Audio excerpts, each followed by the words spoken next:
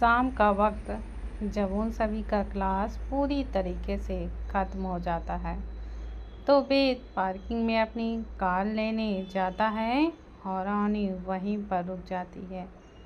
तभी पीछे से अर्णव आकर कहता है, क्या बात है, एक रात मेरे भाई के साथ और दूसरे दिन एक नए लड़के के साथ। अगर तुम दो को मौका दे सकती हो तो फिर मुझे क्यों नहीं। मैं तुम्हें पूरी तरीके से सेटिस्फाई कर सकता हूँ। उसकी बात सुनकर हनी गुस्से से उसकी तरफ देखती है तो अर्णव कहता है, अरे अरे मैं तो डर गया। सही बात सुनकर गुस्सा आ रहा है बेबी को। मैंने देखा था कैसे भाई तुम्हारी केयर कर रहे थे, कैसे अपनी बाहों में लेकर तुम्हें वह कमरे में गए थे, कैसे तुम दोनों रात में। वह अभी इतना ही कह पाया था कि अवनी उसके गाल पर एक जोरदार तमाचा जड़ते हुए अपनी उंगली दिखाकर कहती है, चुप, बिल्कुल चुप। हम दोनों के बीच में ऐसा कुछ नहीं हुआ था। तुम्हारे भाई ने मुझे किडनैप किया था, जिसकी सज़ा वह जेल में भुगत रहा है। और अगर तुमने अपना मुंह बंद नहीं किया तो मेरा बॉयफ्रेंड तुम्हारी कब्र यहीं पर खोद देगा।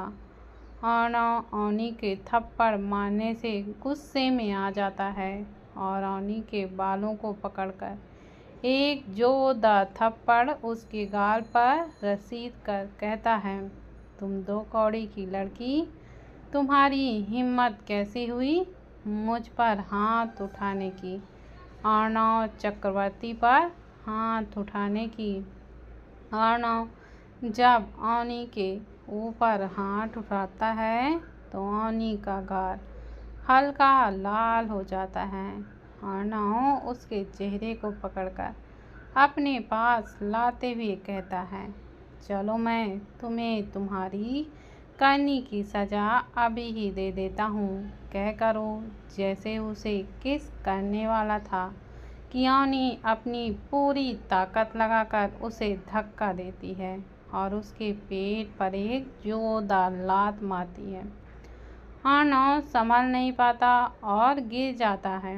अर्णव गुस्से से खड़ा होता है और जैसे ही अवनी को मारने के लिए आगे बढ़ता है कि उसके कॉलर को कोई पीछे से वेद पकड़कर अपनी तरफ मोड़ देता है और उसके चेहरे पर एक जोरदार घूंसा मारता है, जिसके साथ ही अर्णव के होठों के किनारों से खून आने लगते हैं और वहीं जमीन पर गिर जाता है। वेद उसे और मारने के लिए आगे बढ़ता है कि पीछे से उसे किसी चीज़ के गिरने की आवाज़ आती है। वह पीछे पलट कर देखता है तो अवनी जमीन पर गिर चुकी थी। शौर्य, ऐश्वर्या, अभिनय, मानवी, तान्या, कनिष्क जो कि क्लास से बाहर की ओर आ रहे थे, जब वह देखते हैं तो सौर और अभिनव जल्दी से दौड़ते हुए अवनी के पास जाते हैं और उसे उठाते हैं। वेद अर्णव की तरफ देखता है जो कि उठने की कोशिश कर रहा था। वेद उसे लात मारकर जमीन पर लिटा देता है और उसके पेट पर बैठकर उसके मुंह पर बार बार घूंसे मारने लगता है और साथ में चिल्ला भी रहा था, कमीने, तेरी हिम्मत कैसे हुई मेरी अवनी पर हाथ उठाने की, उसके साथ ऐसे जबरदस्ती करने की। अर्णव हंसते हुए कहता है, तेरी गर्लफ्रेंड कल रात को मेरे भाई के बाहों में थी, आज तेरी बाहों में है। तो मैंने बस इतना कहा कि एक बार मुझे भी वह चांस दे दे। वेद जब यह सुनता है तो उसका गुस्सा फूट पड़ता है। वो उसके बालों को पकड़कर उसे खड़ा करता है और उसे पेट पर बहुत जोर से मारता है। उसके बाद उसके हाथ को पकड़कर कहता है, इसी हाथ से तूने उसे छूने की कोशिश ना कीना कहते हुए उसके हाथ को मोड़ देता है और उसे धक्का देता है। यह देखकर शौर्य जल्दी से अभिनय पर चिल्लाते हुए कहता है, वेद को रोको। अभिनय वेद की तरफ भागता है और वेद को अर्णव से दूर करते हुए कहता है, इसे हम संभाल लेंगे, तू जा होनी को संभाल, देख वह अब बेहोश हो चुकी है। वेद एक आखिरी बार अर्णव को जोर से मारता है और जल्दी से औनी को वहाँ से संभालने के लिए चला जाता है। उसके जाने के बाद अभिनय अर्णव को खड़ा करता है और उसके कॉलर को ठीक करते हुए कहता है, अर्णव से मेरे भाई और भाभी के बीच में मत आना, समझा। इस बात से तुझे वार्निंग देकर छोड़ा हूँ, वरना अभिनय कपूर किसी को आसानी से नहीं छोड़ता। दफा हो जाए यहाँ से। वेद जल्दी से होनी को अपनी गोद में उठाता है और गाड़ी में बैठाकर अपने घर की तरफ निकल जाता है। शौर्य और ऐश्वर्या जब अर्णव को देखते हैं तो ऐश्वर्या उसके पास जाती है और उसके चेहरे पर एक थप्पड़ मारते हुए कहती है, हुकअप करना चाह रहा था ना मुझसे, ले करवा दिया तुझे। और हाँ, अपनी औकात देख लेना और उतने में ही रहना, क्योंकि तुम में इतनी ताकत नहीं है जो ऐश्वर्या कपूर के तेज को झेल सके, समझा गिरगिट कहीं का। यह कहकर उसे धक्का देती है और शौर्य के साथ वहाँ से निकल जाती है। अभिनय उसकी तरफ देख कर कहता है, अबे तू तो बिन पेंदी के लोटे की तरह है, जहाँ देखूँ वहाँ लुढ़कता ही रहता है। संभल जा बेटे और कोई संभालने वाली खोज ले खुद के लिए, वरना क्या पता झंड हो जाए तेरी जिंदगी। यह कहकर वह भी मानवी को लेकर वहाँ से चला जाता है। कनिक्स और तान्या एक दूसरे की ओर देखते हैं। कनिक्स जैसे ही उसे कुछ कहने वाला होता है कि तान्या उसे इग्नोर कर अपनी स्कूटी लेकर वहाँ से निकल जाती है।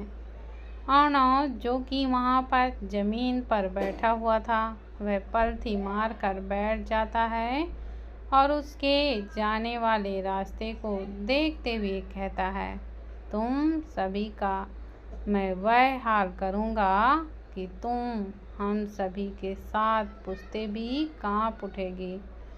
कहकर वह अपने ओंठों से निकलते हुए खून को पोंछता है और अपनी कार में बैठ सीधा विला के लिए निकल जाता है। इधर दिल्ली मॉल में सना और पारुल वहाँ पर शॉपिंग करने के लिए आए थे। सना लिफ्ट की तरफ जाते हुए कहता है, यह नाम सेलिब्रिटी होना भी एक तरीके का पाप है। अगर किसी ने देख लिया तो बिना मतलब का ही इतना सारा भीड़ हो जाता है और हम सभी को ठीक से कुछ नॉर्मल ज़िंदगी की तरह करने को नहीं मिलता। तब पारुल कहती है, शायद आपने बिल्कुल सही कहा दीदी। खैर यह सब छोड़िए, देखिए ना वहाँ पर कितना खूबसूरत गाउन है, आपको नहीं लगता कि वह औनी के ऊपर बहुत अच्छा दिखेगा। उसकी बात सुनकर सना कहती है, कहा तो बिल्कुल सही रही हो, लेकिन उसकी साइज मुझे नहीं पता।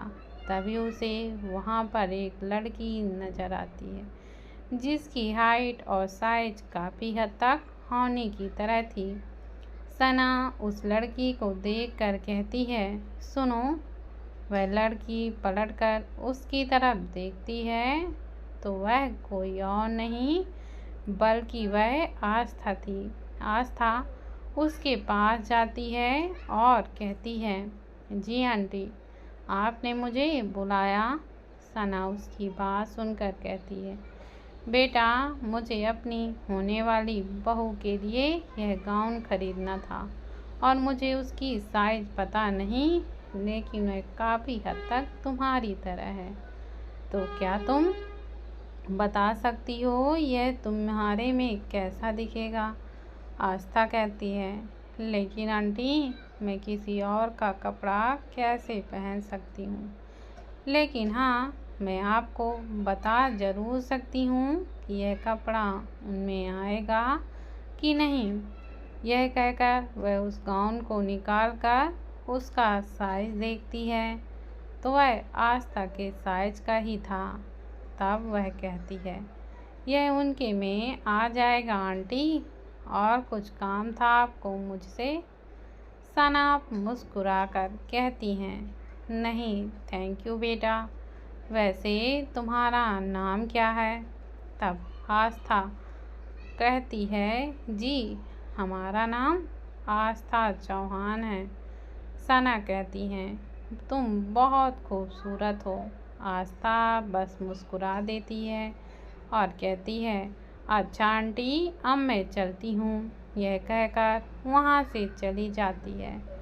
पारुल उसे जाता हुआ देखकर कहती है, कितनी अच्छी लड़की है ना, कितने अच्छे से बात किया है उसने। सना कहती है, बिल्कुल सही कहा, आज की जनरेशन में ऐसे बच्चे बहुत कम देखने को मिलते हैं। चलो घर।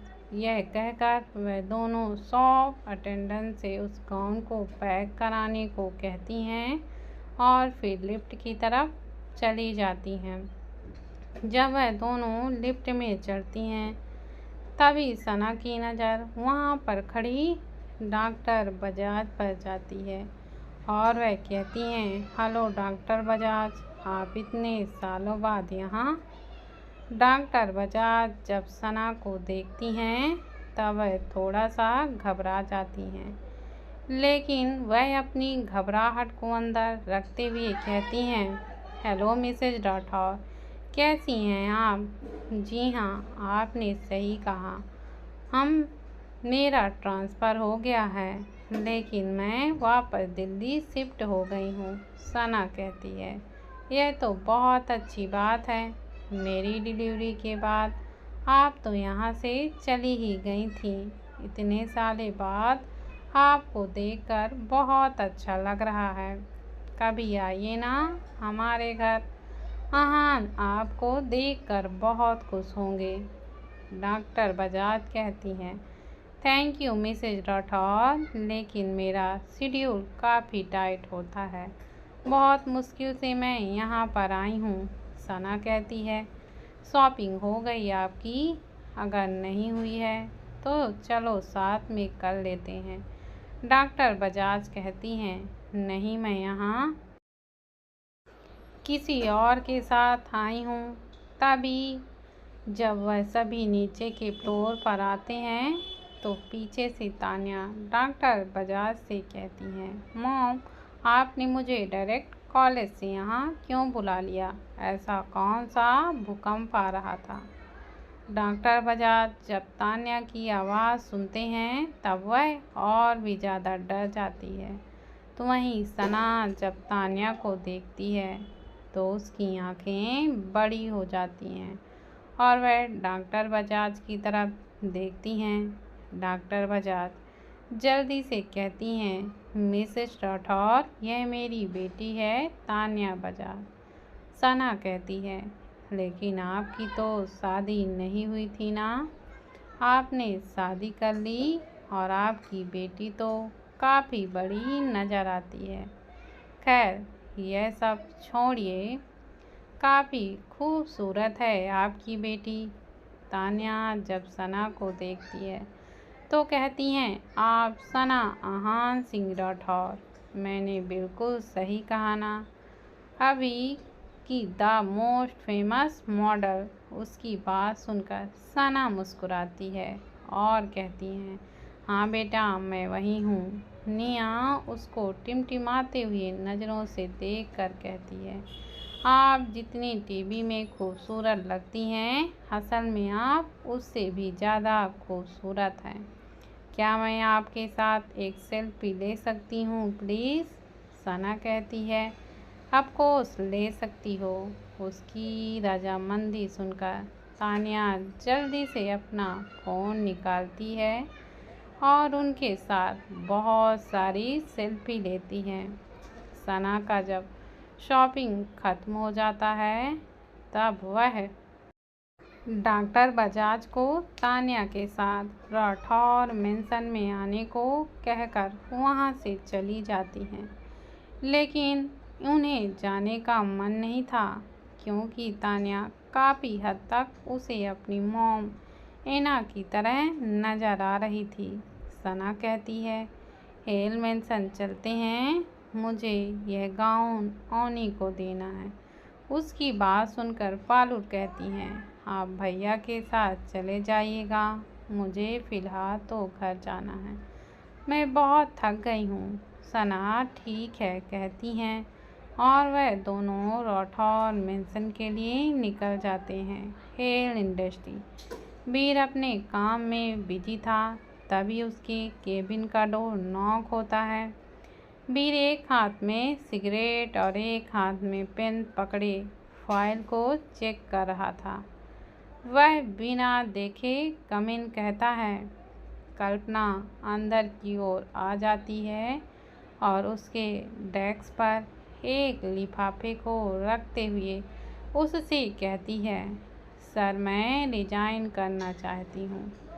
जब वीर कल्पना की आवाज़ सुनता है तब वह अपना सिर ऊपर करके उसकी तरफ देखता है, लेकिन आज उसकी नज़रों में पहले की तरह प्यार और अपनापन का एक कतरा भी नहीं था। उसकी नज़रों में सिर्फ पाया गया धोखा और इस गुस्से का सैलाब उमड़ रहा था। तब वीर कहता है, मिस कल्पना, शायद आपको पता नहीं है कि रिजाइन के बाद मुझसे नहीं, मेरे असिस्टेंट से बात की जाती है। सो जाइए और जाकर मेरे असिस्टेंट से बात कर लीजिए। कल्पना उसकी बात सुनकर कहती है, लेकिन जहाँ तक तो मुझे पता है सर, आपकी असिस्टेंट तो मैं हूँ, तो मैं खुद की रिजाइन की बात खुद से कैसे कर सकती हूँ। तभी उनके केबिन का डोर खुलता है और एक लड़की जिसने शॉर्ट स्कर्ट और ऊपर व्हाइट शर्ट पहन रखा था, वह अपनी हाई हील्स में कुछ फाइल्स को लेकर आती है और वीर के डेस्क पर रखते हुए कहती है, सर यह रहा आज का आपका शेड्यूल। मैं आपको सुबह ही देना चाहती थी, लेकिन मैंने आज ही ज्वाइन किया है, इसके कारण लेट हो गया। Sorry sir. वीर उसकी तरफ देखता है और कहता है, इट्स ओके जूली। और हाँ, यह है मिस कल्पना, आपसे पहले यही थी मेरी असिस्टेंट, यह आपसे कुछ बात करना चाहती हैं। इस बात का ख्याल रखना कि मुझे अब कोई डिस्टर्ब ना करे। फिर वह कल्पना की तरफ देखकर उससे कहता है, मिस कल्पना, दरवाज़ा उधर है। कल्पना एक तीखी नज़र वीर के ऊपर डाल देती है और जूली को ऊपर से नीचे तक देखती है। जूली काफ़ी ज़्यादा खूबसूरत थी।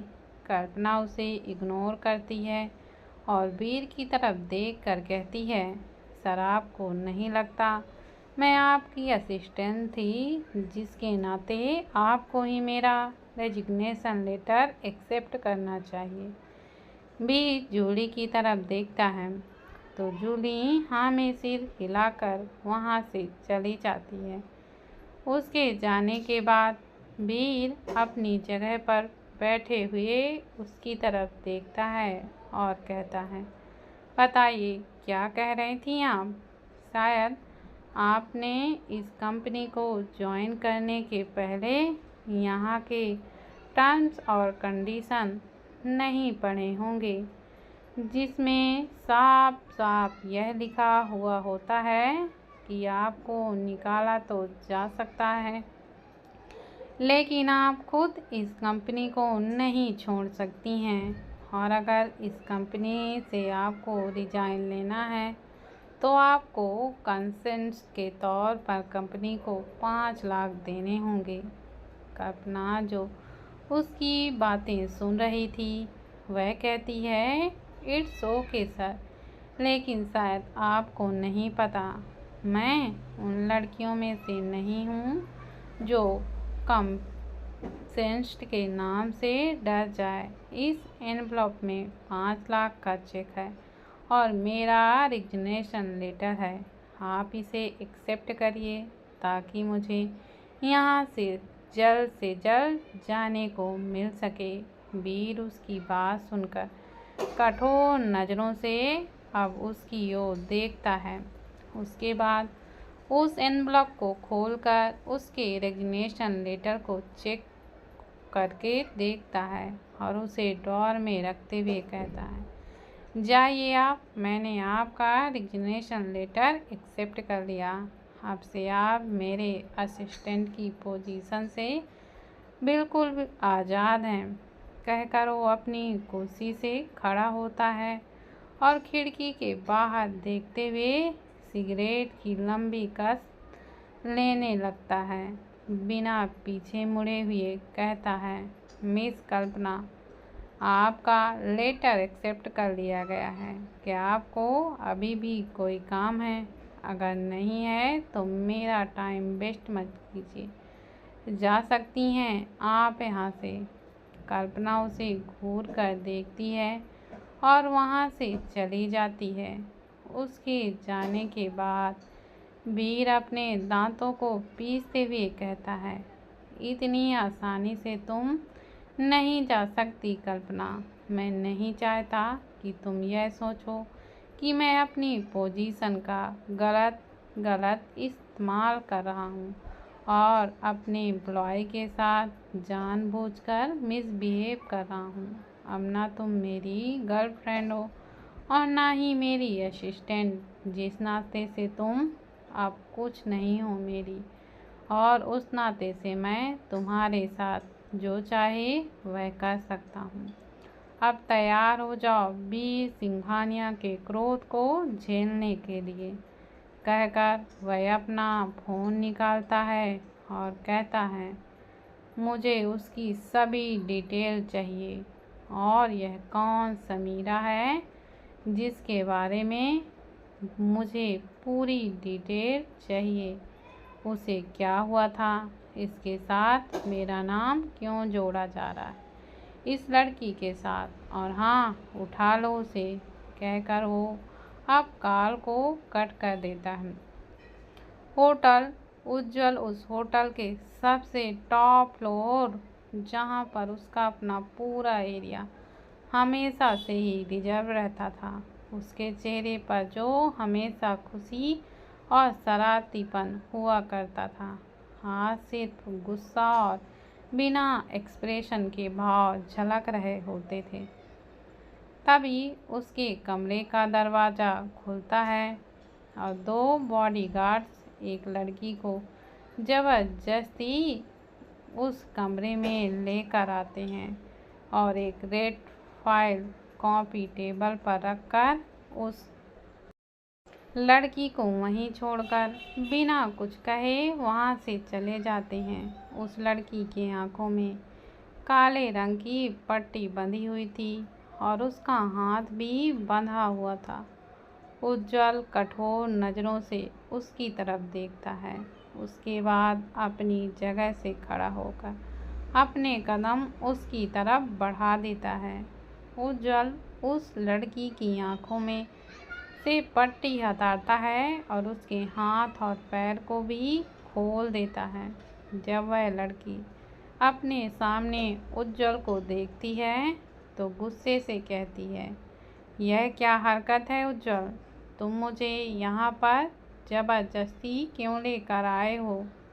उज्जवल उसकी बात सुनकर उसे अब एकटक देखने लगता है और फिर अपने शब्दों को वह चबाते हुए उससे कहता है, तुम्हारी हिम्मत कैसे हुई मुझे बीच रास्ते में छोड़ कर यूँ भागने की, और तुम मुझसे कह रही हो कि मैं तुम्हें यहाँ ज़बरदस्ती क्यों लाया हूँ।